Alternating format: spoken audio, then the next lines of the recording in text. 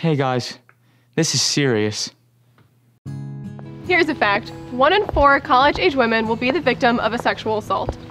And 75% of women raped in college are intoxicated. Those are national statistics, and that's pretty scary. Listen, I really hope you never have to use the information in this video. So let's learn how to avoid uncomfortable situations, Come up with strategies to diffuse dangerous situations. and understand what to do if you're ever the victim of dating violence and sexual assault. Listen, college is an exciting place to be, to learn and to become the person you're meant to be. Let's keep these 4 years free from dating violence and sexual assault on campus and off. So what is sexual misconduct anyway? Here's an overview. Rape and sexual assault. That's sex without consent. And here's a biggie. If you're drunk, you cannot give consent.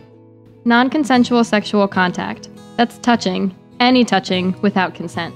Sexual exploitation. That's taking video or images of sexual activity without consent from everyone involved, or even just looking at images captured without the consent of all involved. Sexual harassment. That means any unwelcome sexual attention or sexual advances, be they verbal, visual, texting, or by physical contact. And any other discrimination or harassment based on sex or gender. Pretty much anything you do of a sexual nature that the other person doesn't explicitly and verbally invite. A good rule of thumb to steer clear of trouble is this. Only yes means yes. Let's look at 2 situations that would constitute sexual misconduct. Here's one. Dan and Lisa met in accounting class. He notices that she's struggling and offers to tutor her. After a few weeks of tutoring, her test scores go up and they find themselves physically attracted to each other.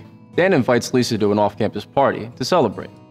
At the party, they dance and have a really good time. But Dan keeps bringing her drinks, and Lisa starts to get sick. She's throwing up.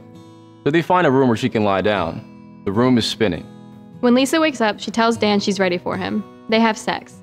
The next morning, Lisa wakes up alone, wondering why her clothes are off. Later on, her roommate helps her remember what happened. Lisa tells her roommate that she didn't want to have sex and feels that she was raped. Even though Lisa told Dan she wanted to have sex with him, because she was under the influence at the time, she is considered to be impaired. She cannot legally give consent. Again, only a fully capable yes means yes. Anything other than yes means trouble. Cyberstalking is a form of sexual misconduct too. Here's another situation. Alex and Brittany hooked up early in the first semester, and they were exclusive until Thanksgiving, when Brittany decided she was over him, and she moved on.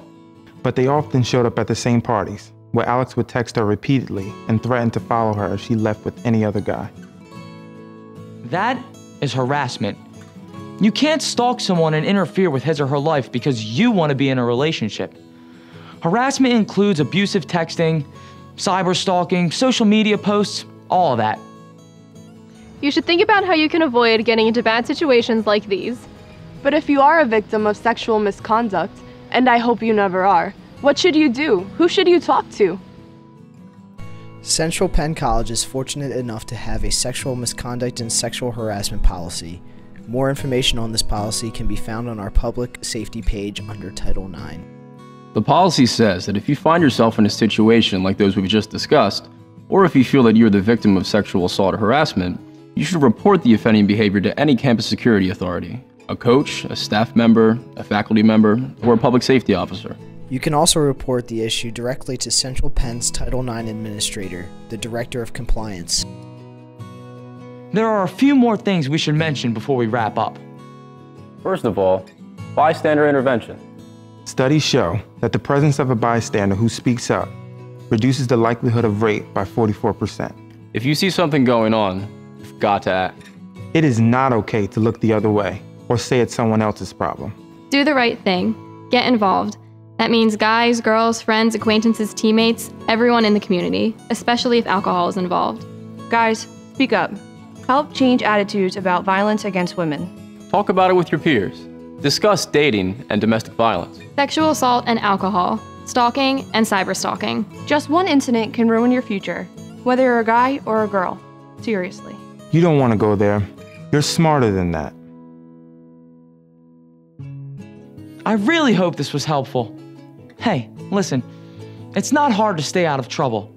Just use common sense. See you around campus. Have a great year.